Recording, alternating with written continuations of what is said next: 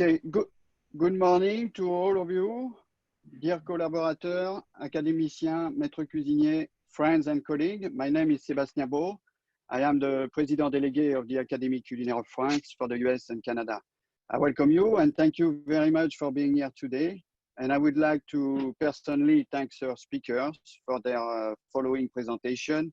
And since we are entering a new phase in the pandemic and in the reopening of our cities and states, we feel like their experience, their knowledge is a valuable asset to our members and friends. I believe we can benefit immediately from their methods, solutions, and anticipate what may become a new way of work.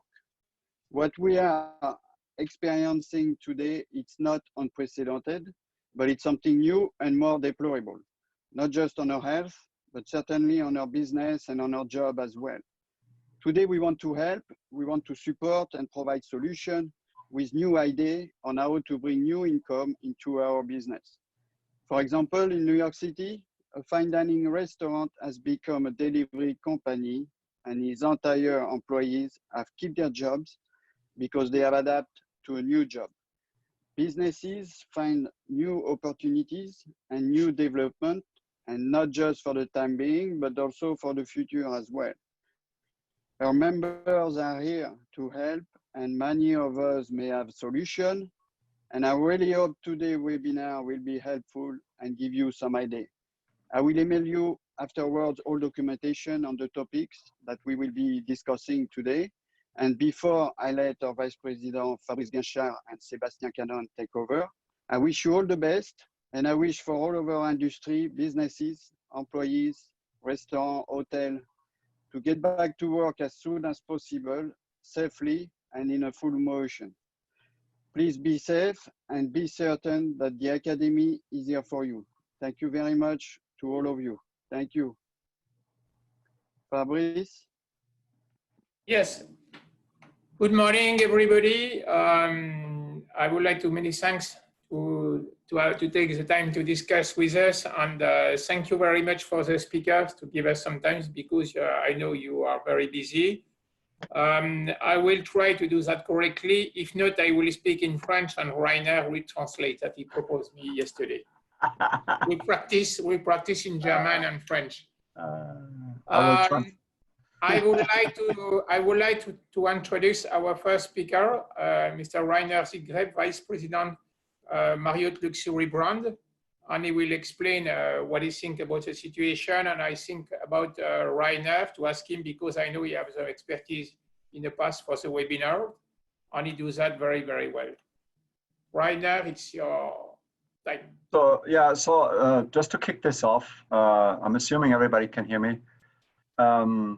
If you have questions, we want this next couple of minutes or hours be a little bit more interactive. So if you have questions, on the bottom of your screen, there's a little chat window that you can click. And then please, because you're all muted, let's put the questions into the chat box so it becomes a little bit more of a Q&A session rather than just one person talking. And I also think it's good if other panelists can join the conversation if there's topics to be discussed or can be commented on. So I think Fabrice asked me to talk a little bit about the state of the industry and what are we all doing in hotels to, you know, live and fight with the reopening and understand what impact all of this has on everybody. As you know, this pandemic has put a screeching halt onto our industry, right? And this is true for hotels as well as for restaurants across the United States, and not just the United States, obviously. But I think we can start to learn from other countries, and we can start to look at other countries like China, like Germany, like Denmark, France, etc., where things are already a little bit better than they are in the United States, right? And the issues that we're all having to deal with is to first and foremost make sure our employees are safe, right?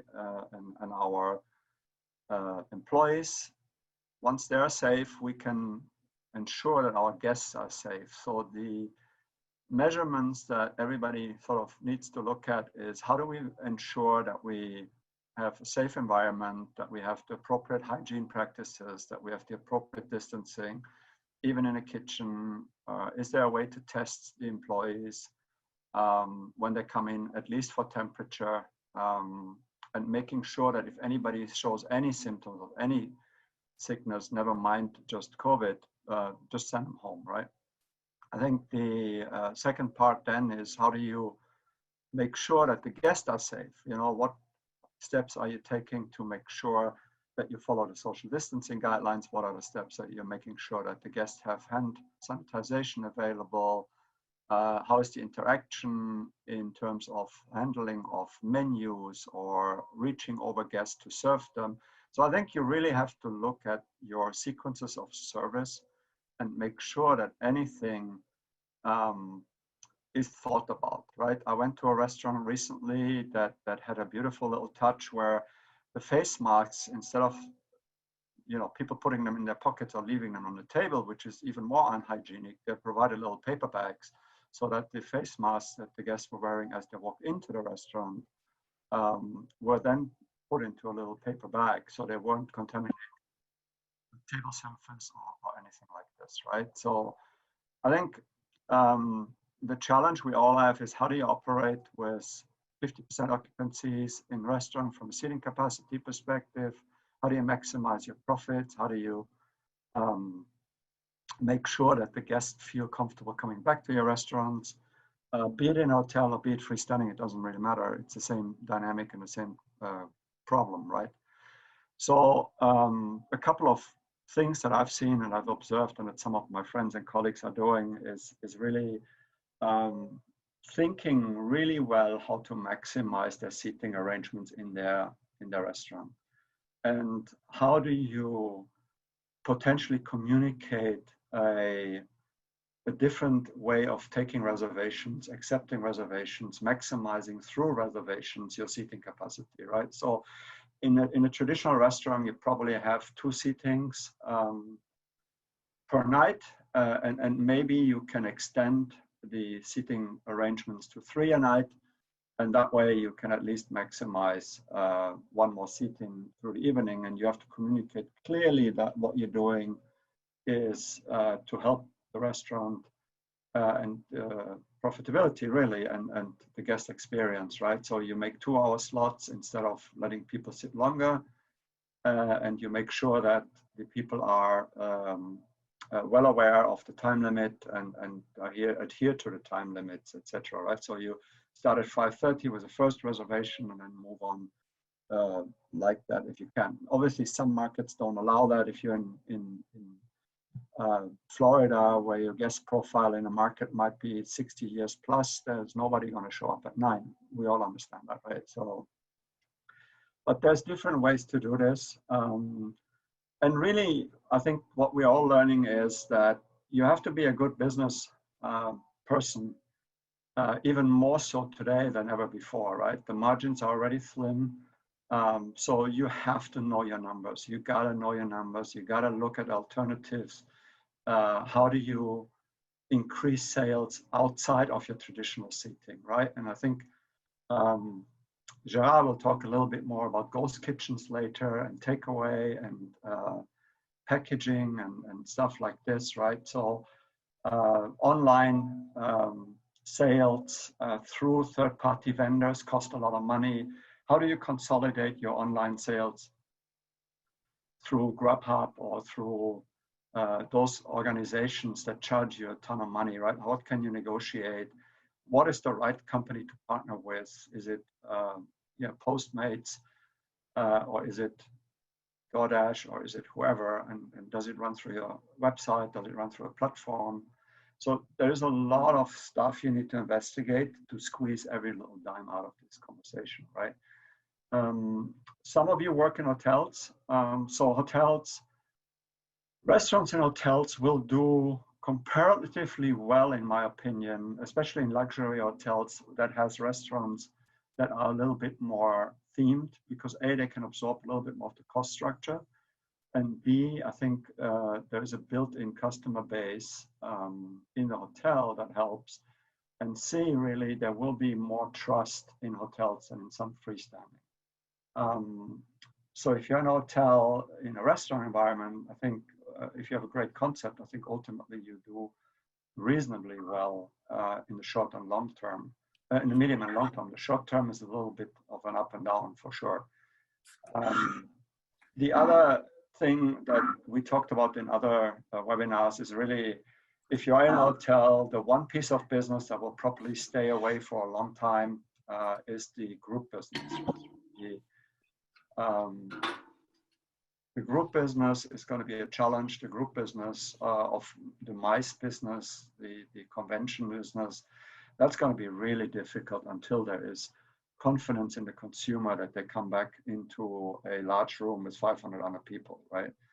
And you look at different ways of serving, you know, buffets with screens and protectors, and more a la carte cooking, I would assume, will happen, or more station cooking rather will happen to build that confidence so that people don't walk past shaving dishes and are exposed to, you know, people coughing and sneezing and whatnot, right? So I think you will also see that the health departments will become a lot stricter on anything sneeze guard related. I think you will see there will be a lot more focus on sneeze guards in every county. Currently, the sneeze guards requirement in the United States are all over the place, right? In some counties, it's pretty leger, and in some counties, it's very strict. So I think you will see there's a move to make that a lot stronger and more stricter in terms of adhering to those requirements. So I think what we're seeing in the United States currently, fortunately or unfortunately, actually, that the luxury resort destinations, or any resort destinations for that matter, are doing really well, especially on longer weekends or on holiday weekends, etc. We have high occupancies, but we also know that now comes August and September where we're going to drop dramatically again, right? And with the increase in COVID cases throughout the Sunbelt states and California and Texas and Arizona, this obviously will throw a wrench into everybody if you have to shut down again, right?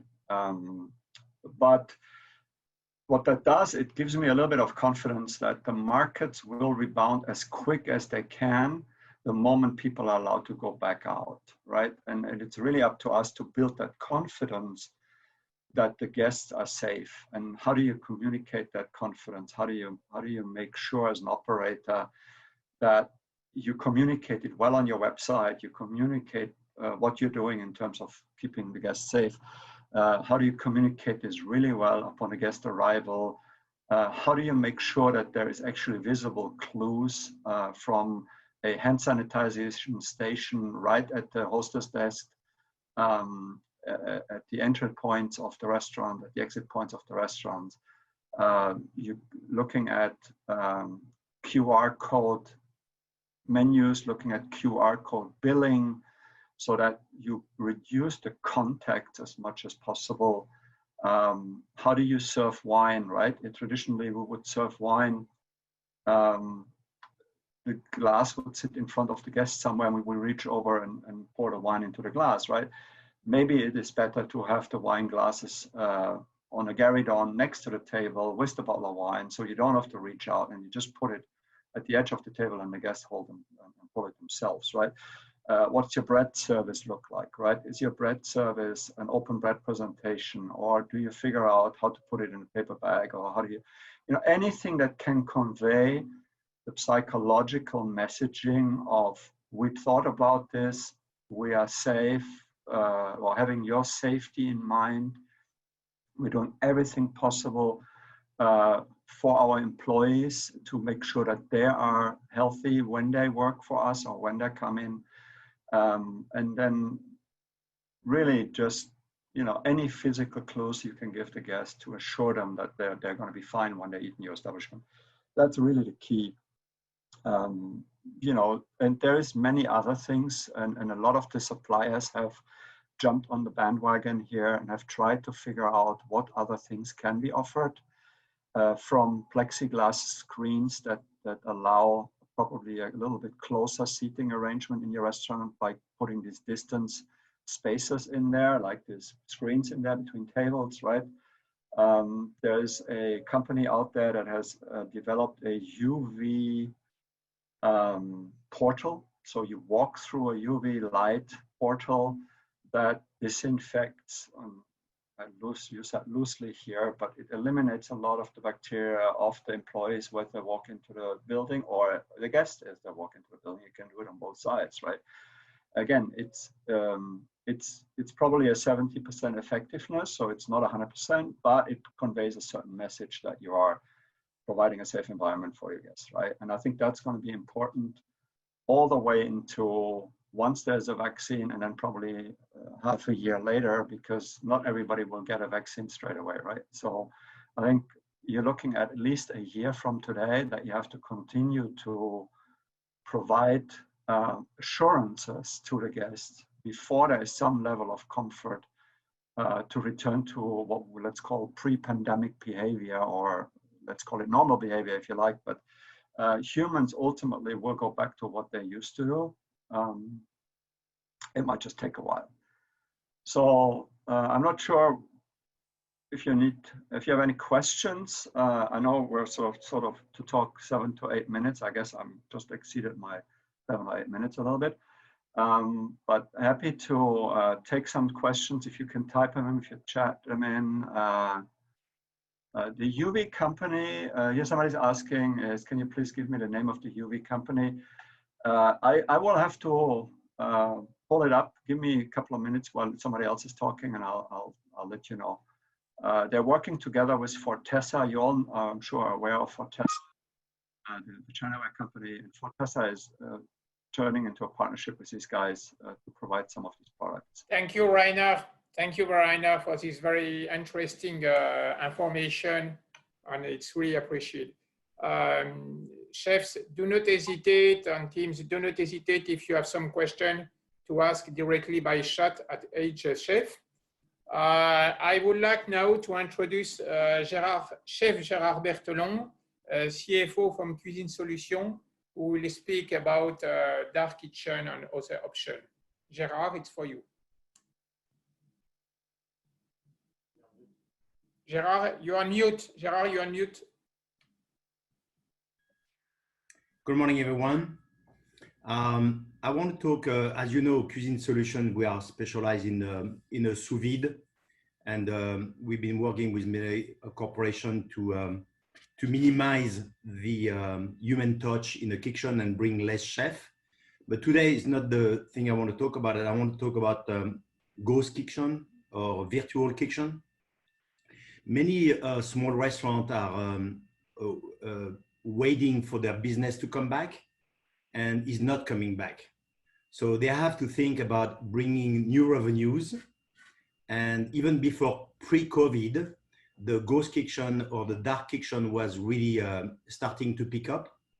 All the major corporations like Chipotle, like Chick-fil-A have been creating some dark kitchen to deliver their product. And I know for Chipotle, because we work with them in Europe, this is the most profitable kitchen that they have in London. So the dark kitchen, for the people who are not aware of it, it's really a location where you're going to have a kitchen, but usually you have no front.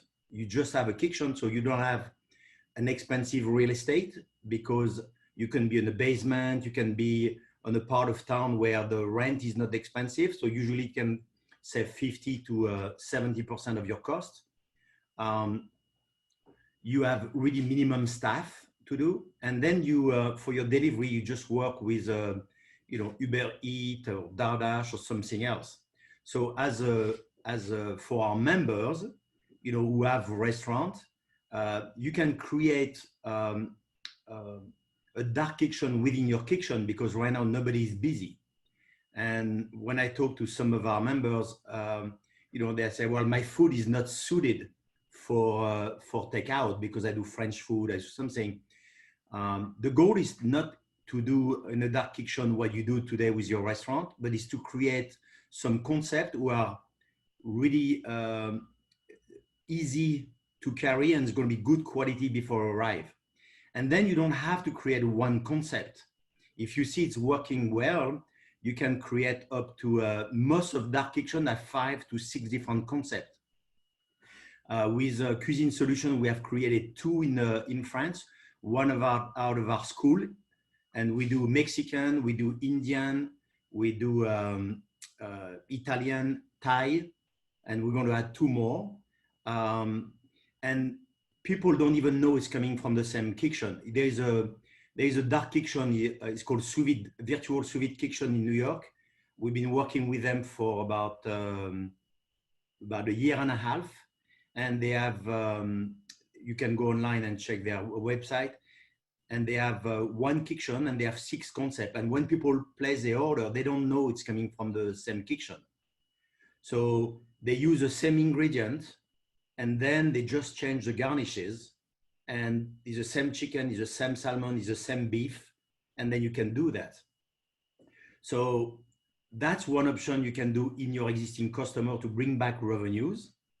And but if you lost your restaurant or you lost your job and you're looking for something, there is some other option where you can, like United Kitchen, if you go to their website, and I gave all the website, the connection to Sebastian yesterday, so you'll have that in the on the SCF website.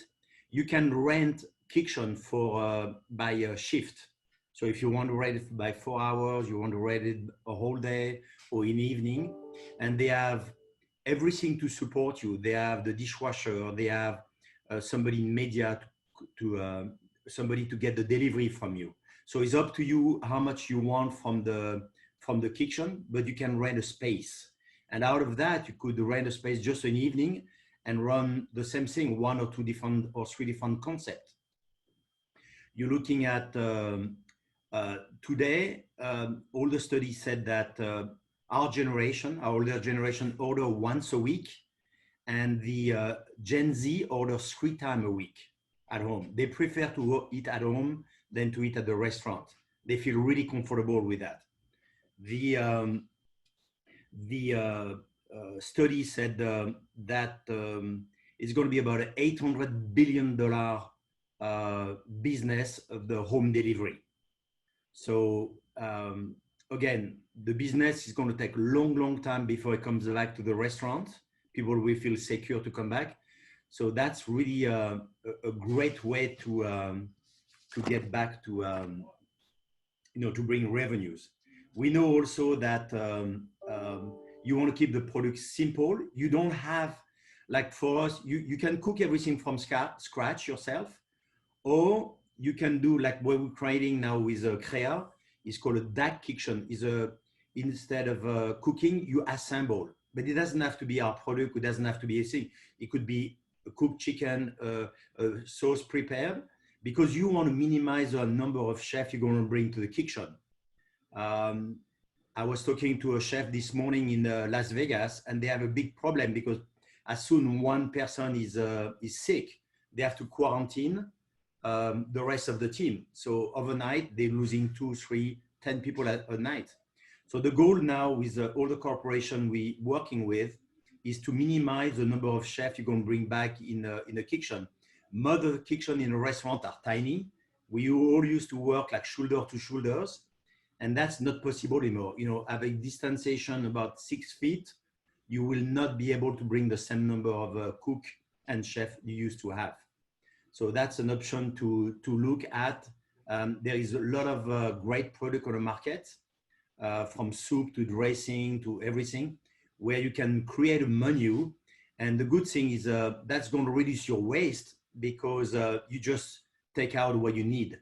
You don't overproduce because the chef have tendency to overproduce because they don't want to run out.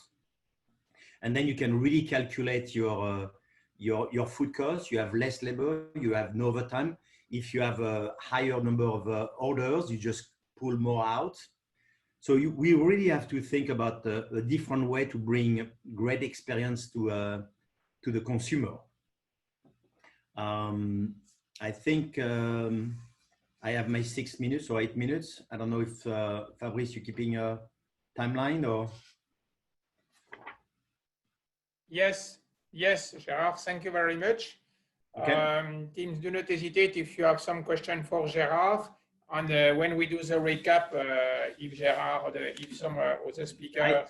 I put like really like in last couple months, there is a really good article came out.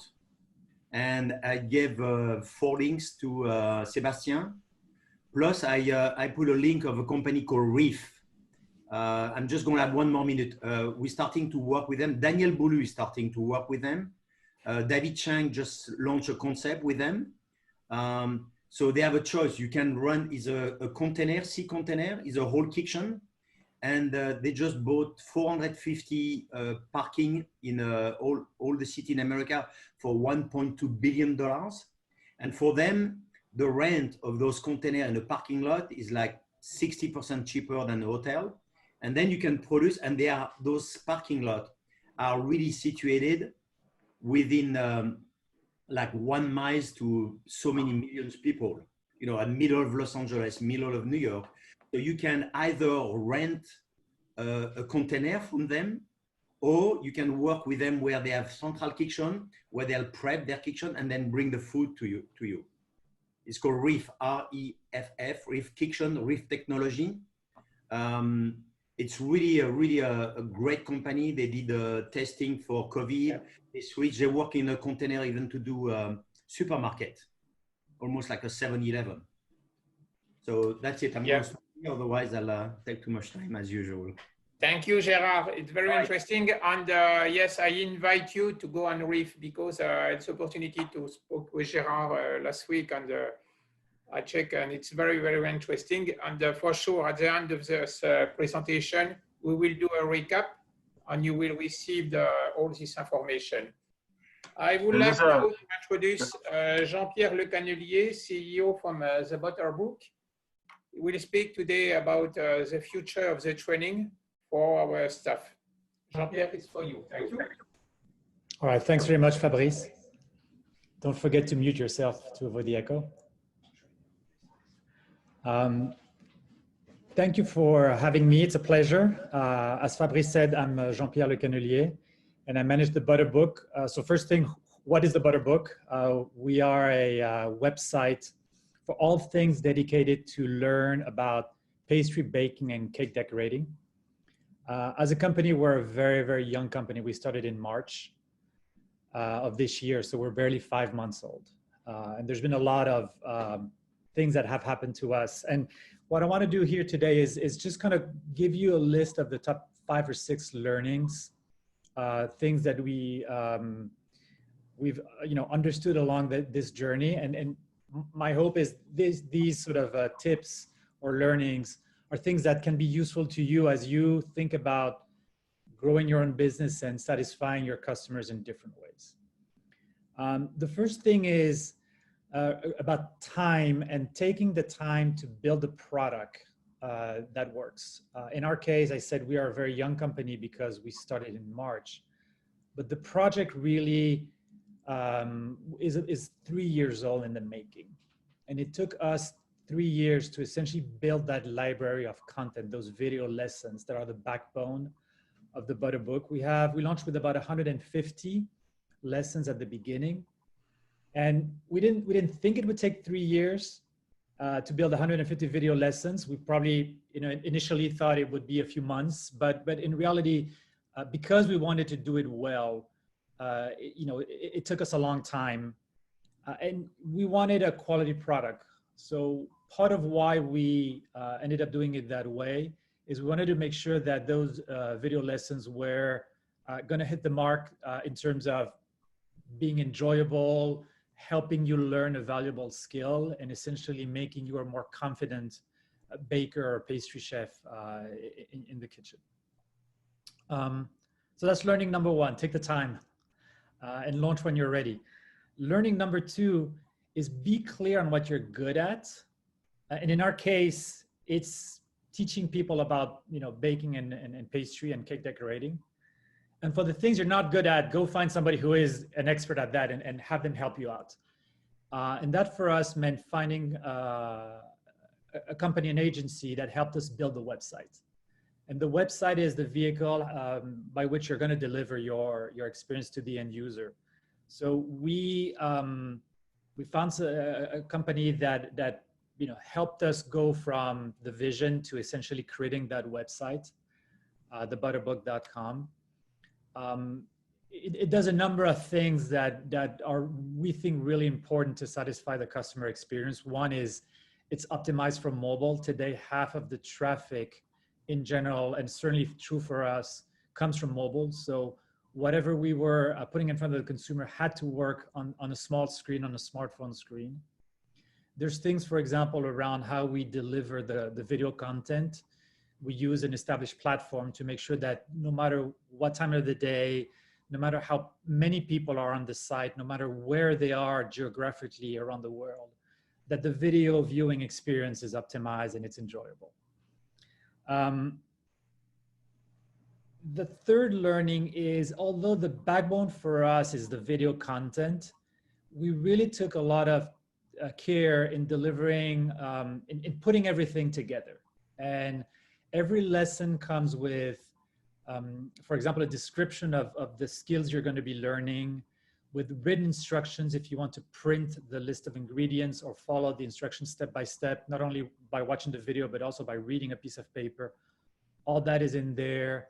We organize the information so you can certainly go in and learn to bake one recipe, but there's also a method and there's a progression that we guide you through. So we have both lessons and courses courses are typically 5 to 6, 7 lessons organized in a certain way. So you're not just, again, learning one recipe, but you're sort of building skills that you can repeat by making other recipes. Customer support is another example. Like, we want to make sure that regardless of the questions, consumers get a quick response.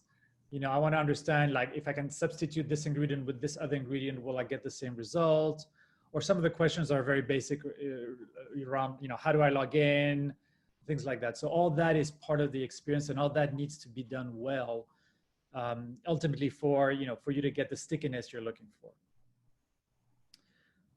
Learning number 4 is always look to improve and enrich the experience. I mentioned earlier, we launched with about 150 lessons. We've been adding about 1 a week, so we're at 173 right now. So we know that the name of the game is not just convincing people to come in a couple times and so be it. We want them to come back on a regular basis. And how you do that is you are constantly adding things, and you're also using customer feedback to understand the things that they want more of, and the things that aren't as sticky. So whether it's consumers reaching out to us and saying, I'd like to get this kind of recipe, or us, for example, looking at the stats, reading the analytics and going, what are the lessons that people mostly watch or complete or mostly like? And that guides sort of the roadmap of what we're going to be introducing next.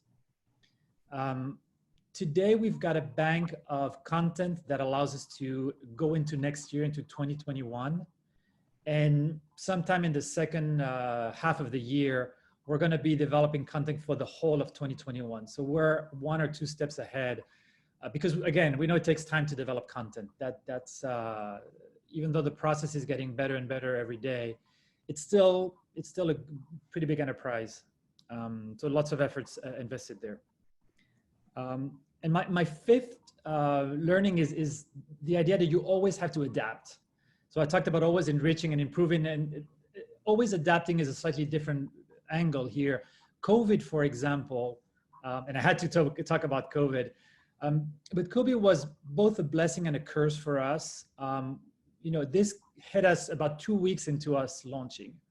So we were barely getting going, making sure, everything was operating smoothly. And then we had to pivot. We had to figure things out.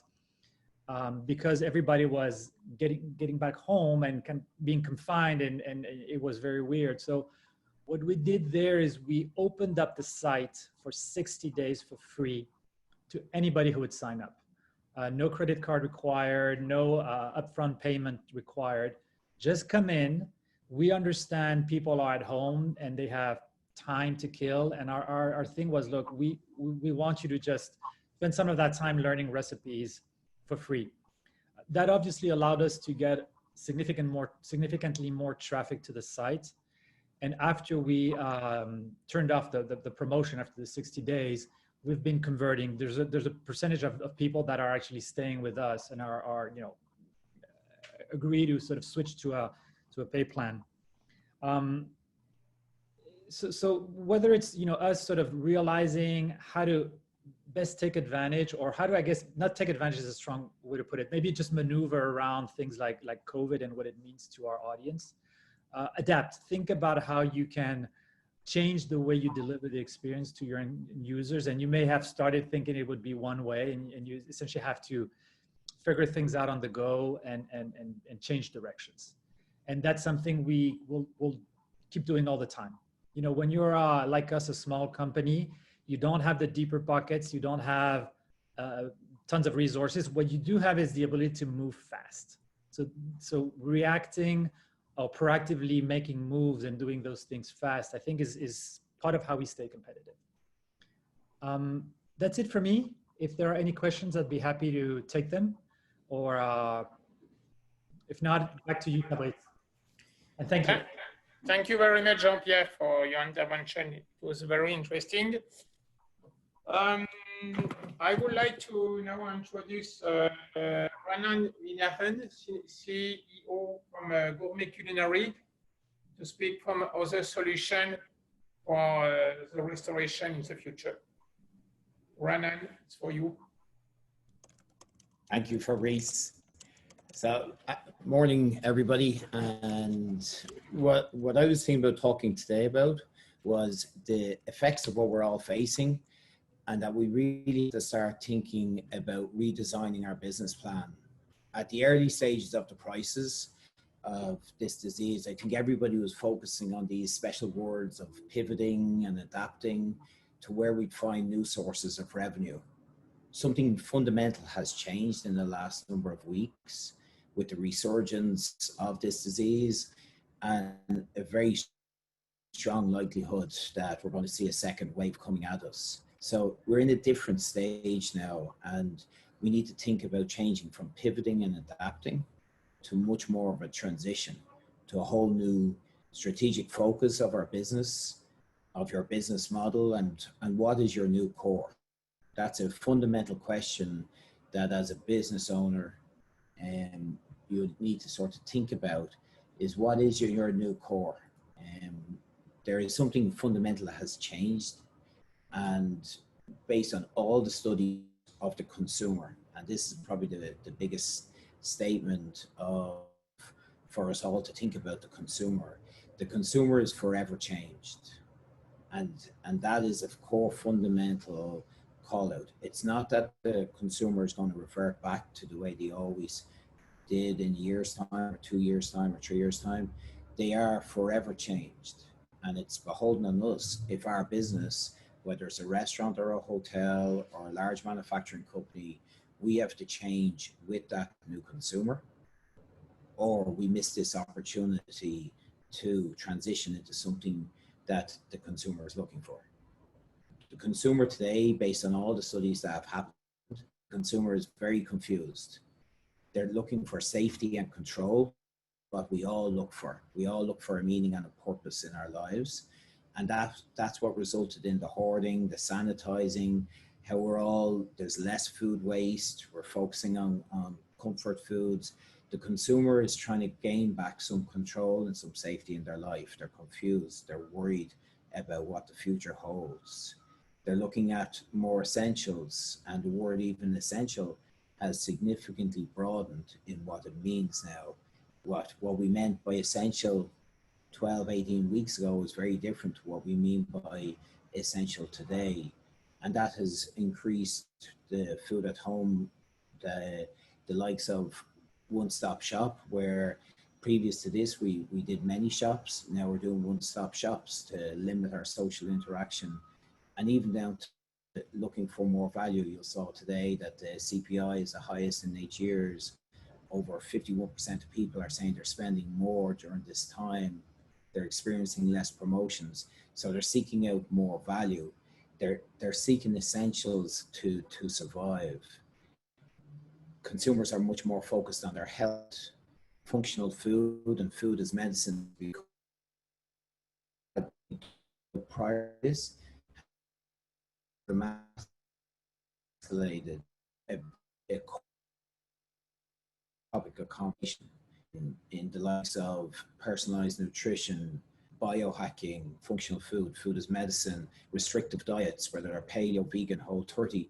The consumer's very focused on their health and how are they going to react to this new disease and what that implications they have on their health. The consumer's more focused again about their community. They're once again seeking belonging in their community. There's a bigger interest in social and environmental issues than ever. The likes of loneliness, people are away from family, there's less religion, there's meritocracy, we're in a neighborless society. 73% of millennials desire a stronger community.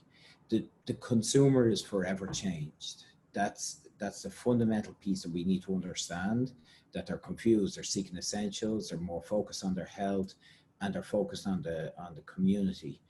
And I think, Gerard, you mentioned it there about the Gen Z. At this point, the majority of the population, over 51% of our population, is now Gen Z and millennials. So the majority of our population are Gen Z and millennials, and they consume differently. They're the most diverse age group ever in our history. And Gerard, again, as you talked about the cloud kitchens, about how you can look to cuisines, these are the most diverse group. However, their anxiety levels are an acute level. Over 60% of this age group talk about their anxiety levels being at an extreme level because they're on 24/7 news, they're constantly connected, they're getting constant notifications, but they're also much more informed about the way they consume. They understand biohacking, they understand to control outputs in relation to your energy levels and your fitness levels. You have to control your inputs. They're focused on macros, intermittent fasting, CrossFit, cryotherapy, nutronics.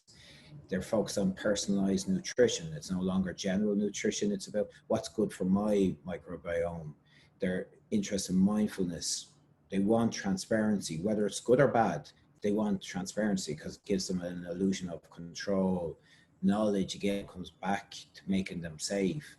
So the likes of share something has GM doesn't actually gives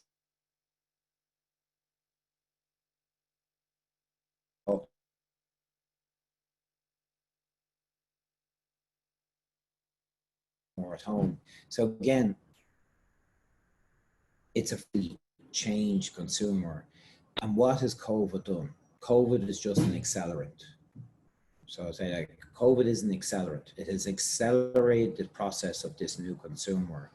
And why is that? Is because the adoption of new things are being forced.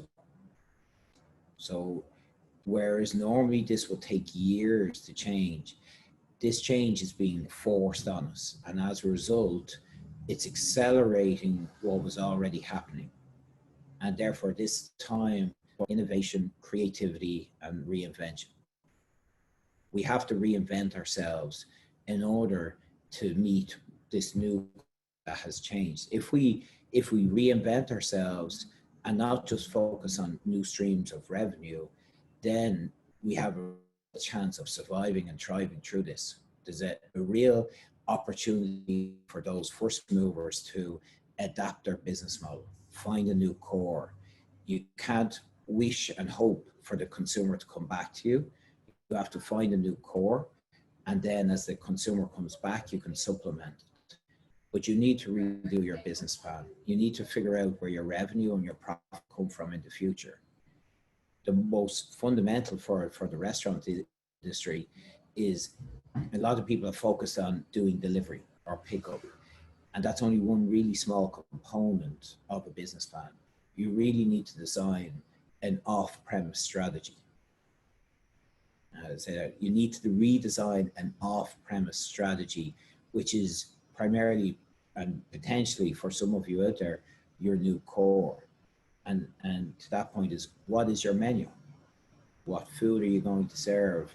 As Gerard mentioned, it's more likely going to be more prepared foods, more frozen food, so you minimize waste risk, you minimize staffing issues, social distancing. What ingredients are you going to use? How are you going to address the sustainability of what your ingredients are as that new consumer is accelerated? Family meals become more important again. Meal kits are more important. Are you going to serve alcohol? Are you going to deliver alcohol? Amazon don't do it. It's one of the only things they don't do. And you're seeing people who do deliver alcohol upwards of 1,600% increase in their sales because they're delivering alcohol. What they're going to service? What packaging are you going to provide? Is it tamper-proof? Are you giving that confidence to people that your packaging is right? What digital approach are you going to use? What app? Are you offering delivery? And is that internally operated or third party or a mixture of both? During the busy period, are you going to have your own drivers and then supplement that with a DoorDash and a Grubhub and a Postmates to balance out the cost of those third party apps? Are you going to offer pickup? How are you going to deliver that? What staffing levels are you going to have? As Gerard mentioned there, on when somebody turns up to work, how are you going to ensure that those you're not infecting everybody? You're looking at, whereas the employees had single tasks, they're now back to multitask employees. Do we share employees across our partners? How are you going?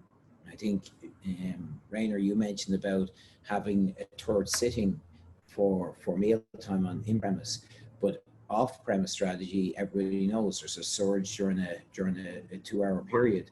How are you going to set up your kitchen in order to deal with that surge? How are you going to offer price, promotions? Is going to be frictionless, contactless? How are you going to communicate your safety and your sanitization? How are you going to talk about your community? So it's not just offering delivery or pickup. You need to think about a fully integrated strategy around off-premise. And it is a fundamental shift in your business model. And I actually, it's designing a new core. Can I? One comment. I actually Go ahead, think, I actually think, and this just occurred to me, so I'm spitballing here, but I think there's a gap in the market that I don't think a lot of people have explored yet. And that's the difference, or the in-between of a Blue Apron and a full delivery of ready-made food. You know, is there a possibility that you could deliver food that is super fresh, that is like a Blue Apron approach, but that doesn't take 25 minutes to cook at home, but it's something that you could just offer to, you know, finish at home. And that finishing might only be 5 minutes versus the Blue Apron of 20, 25 minutes with a recipe, etc. So I think, it just occurred to me, I think there's really a gap in the market. And if somebody would have a kitchen available and then develop a food and the menu around it, be it Italian, French, Mexican, whatever, doesn't matter, I think, but there's a great opportunity here for capturing a market share that doesn't really exist yet. There's a great example of Gobble, G-O-B-B-L, West.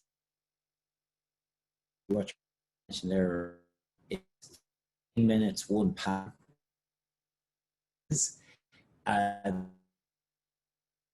most your sides are pre-prepared, key in one, and your core entree is the piece that you fully prepare yourself. That's arriving sort, but exactly what you're talking about. Blue Apron, too difficult. Gobble is that middle one. So, yeah, but absolutely, I think I only think it does the West Coast at the moment.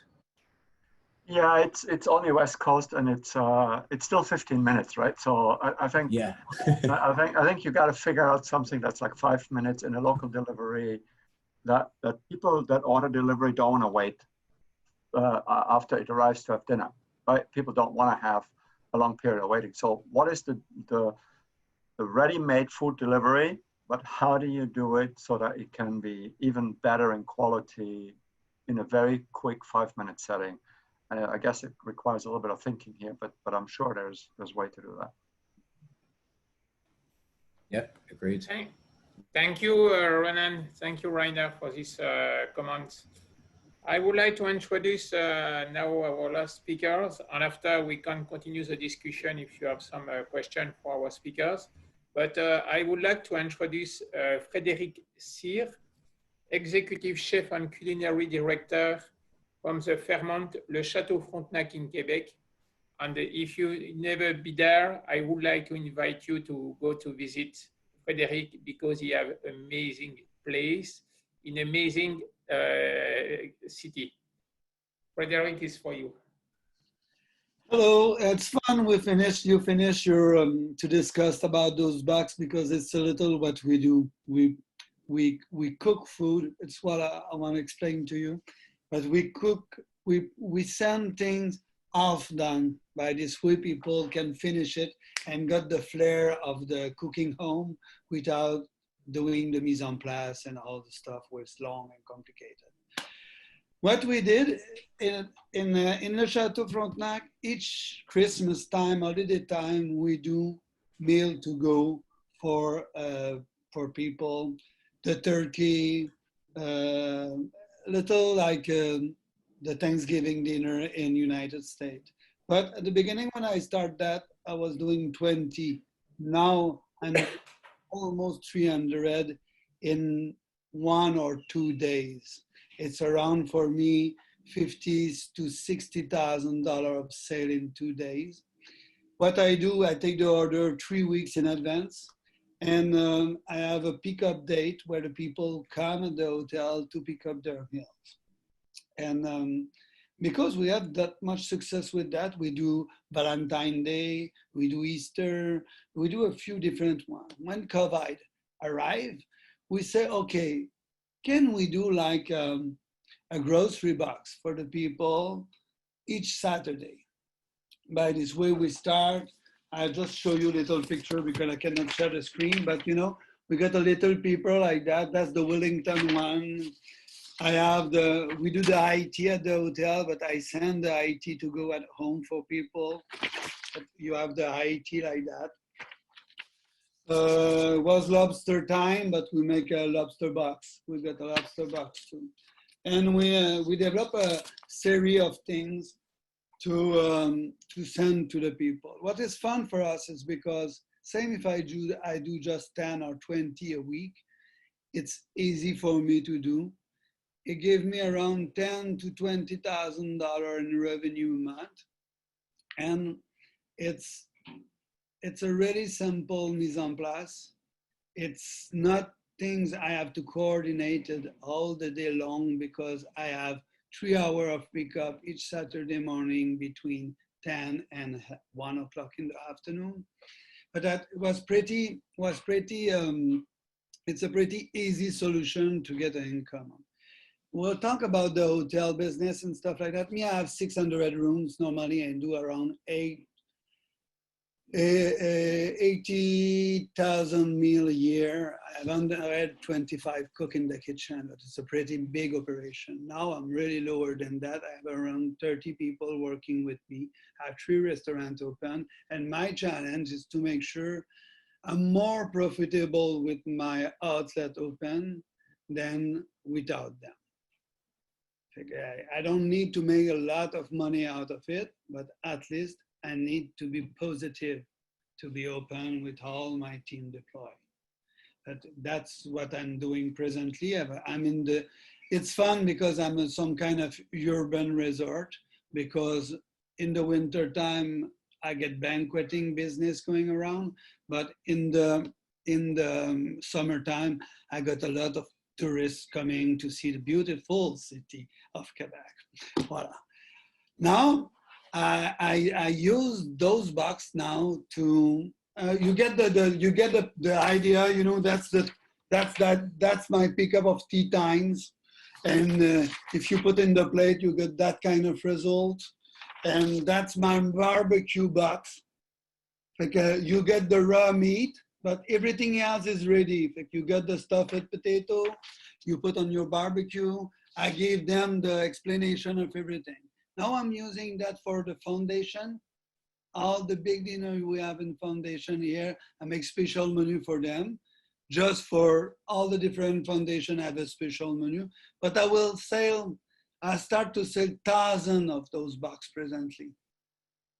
By my team, I cannot host the guest here, but what I do the box, I take the address of each guest, I take a delivery company who make me the delivery at home for the guests of those company. Like the company want to give present to their family, who want to be present in special occasion with them, like Easter, like holidays coming up, but he buy those boxes from us and we deliver at the home of the employees. Same with those menu, we do also for foundation. If we make a price for, let's say, the breast cancer foundation, and they sell the box with like $20 or $20 benefit for them. But we sell like 1,000 bucks, and they make $20,000 in financing for them, and we produce the box like we do things. And same thing we do, we take a delivery company or like FedEx or stuff like that, but a local one, and they have 2-3 trucks for us, and he come in the morning, pick up the box and deliver in the area. And for the company, sometimes we have to send to Montreal, which is around 3-hour road, and we send also to Toronto, but we charge the delivery to the customer, like the company and stuff like that. It's sure, if people have 1,000 bucks for Toronto, it will be crazy expensive.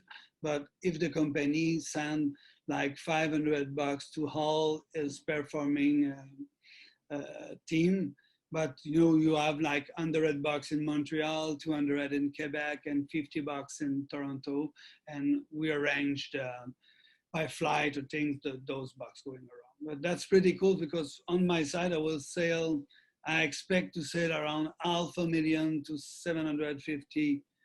$750,000 in those box. And I'm now developing, because we have the success with those box, I'm now developing, that's just the shape of the box, but we are developing a box like that with a meal done inside. And that's to, if I can, because of the social distancing, I cannot have all the people together, but it can be like 8 or 10 people in each different place and do what we do today, being on Zoom and having a meeting and a lunch and having this discussion with small groups. But I start to get requests for that, but now I'm building this kind of box. I think I have some image for you, but we will do a box like that, like a plateau repas we do normally. Is common in Europe, with the things inside. Now I'm starting with a cold selection, but that gives me the chance, if I cannot host more than 50 people at time in my venue for now, at least I can reach them and make my team work.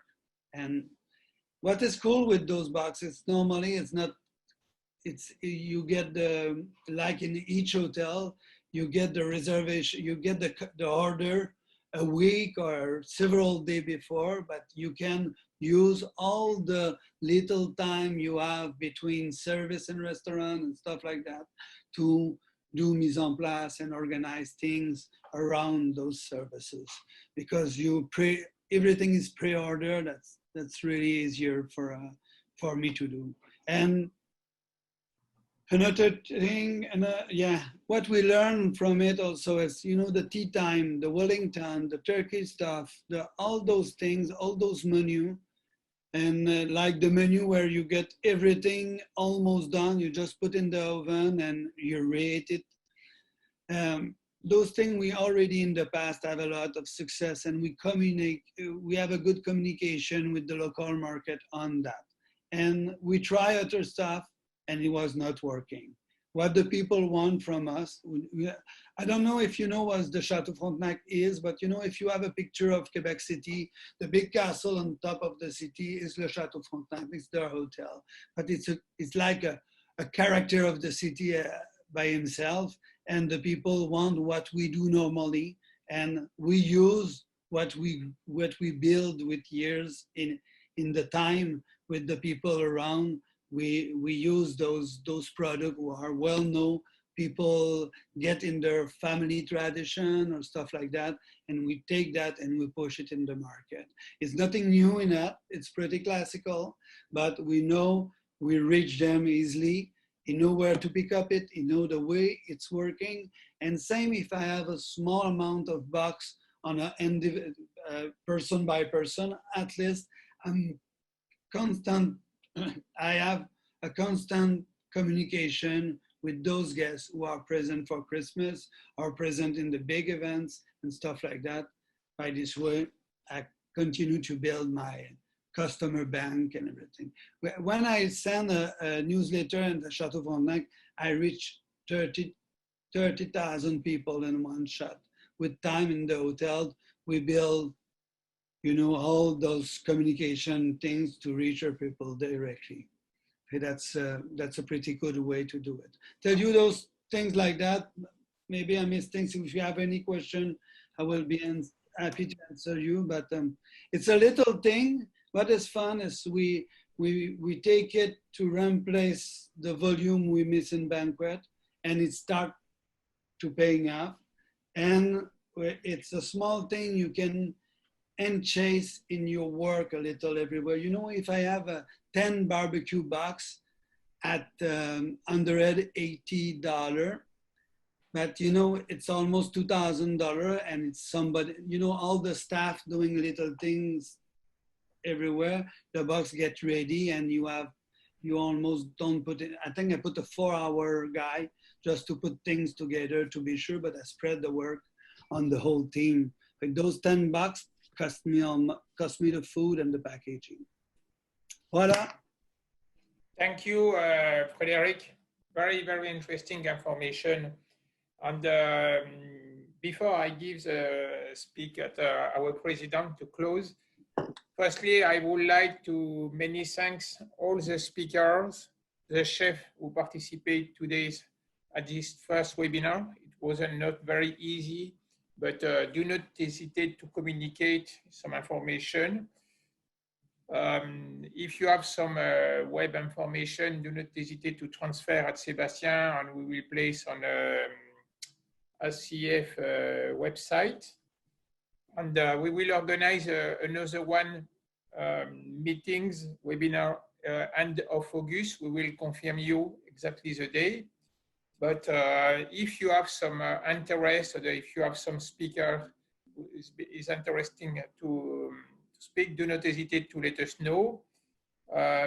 For sure, we will have one people come from packaging to explain what is the future, because we work with Gérard on a different project, and we know we have a lot of requests from hotels and chefs and restaurants for the packaging. That's why that's something I shared with Gérard a few weeks ago.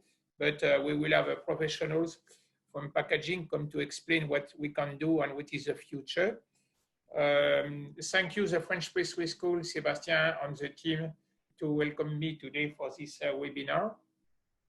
And if you have some other question, do not hesitate to let us know, and I give the speak at Sébastien to close it. Merci Fabrice. Thank you very much to all our speakers today. I think we have 5 minutes. I don't know if anyone has a question for anyone. You can unmute yourself and ask for question, just one at a time, if possible. Yeah, it's a good idea. Do not hesitate, because for sure Anyway, there is some question. Frederic, how was pétanque yesterday in Grand Cayman?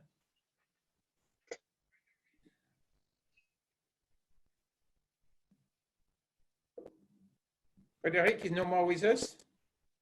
No, he went back to play pétanque. Yeah, because I know yesterday night he have a big event. He called me and he said, I have a very big event tonight. We organize a party pétanque with Ricard and the French team in Grand Cayman. It's a tough day, I can tell you. See, I saw it, Frederic. You can tell us what's the day.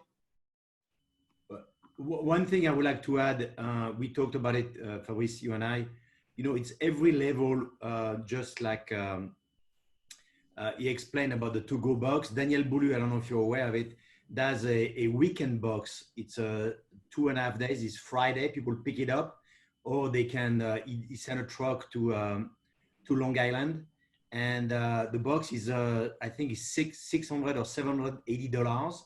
It's for 6 people, and you have Friday lunch, dinner, and the brunch, and last time I saw when he was doing it, he had about 40 of them. So imagine it's about $30,000, one truck going and depositing that to the island. But I think it's the only one I see who's, instead of doing 1 meal a night, he's doing the whole package for the weekend. I have a friend also who